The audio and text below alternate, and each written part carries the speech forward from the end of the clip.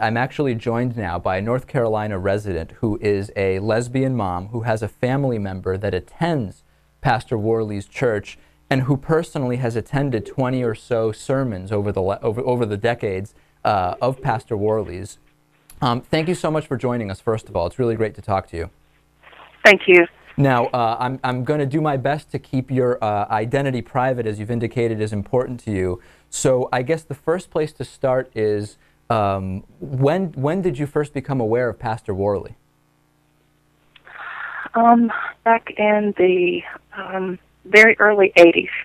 Okay. And at that point, because we've heard a number of defenders of Pastor Worley say the May 13th comments were not representative of his beliefs, including the developer of the church's website, a website that is now down, saying they don't believe that the comments really accurately represent Pastor Worley's belief about homosexuality. If we date back to the 80s, has he been clear about his views on homosexuality, and what are those views? I think I have an understanding of his views on homosexuality, and I believe that he thinks, and he has said from the pulpit, at least on a couple of occasions that I recall, that it's that homosexuality is against the biblical scripture, and I know that much about his views. Now, specifically when it comes to either active or, I guess in this case, his most recent suggestions, it's kind of a passive violence against gays and lesbians. Has he ever indicated anything during the sermons you've heard that made you certainly feel uncomfortable as a lesbian yourself, where he was advocating any kind of direct or indirect violence or hatred towards homosexuals?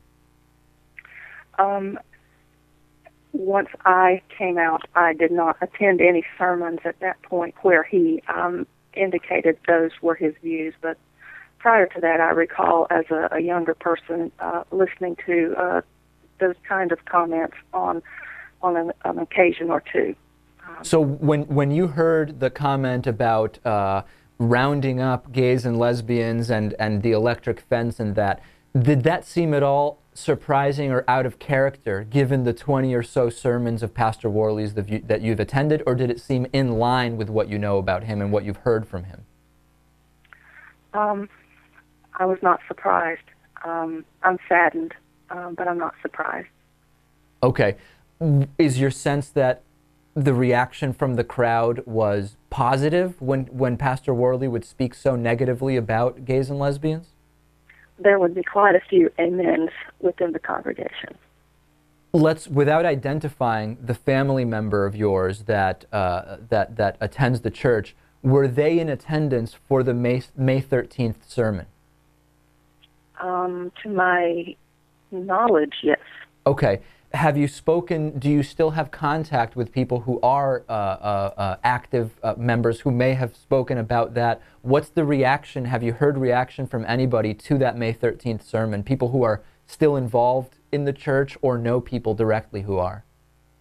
I have seen written comments in support of his comment and his overall, I guess, reputation as a minister within the community.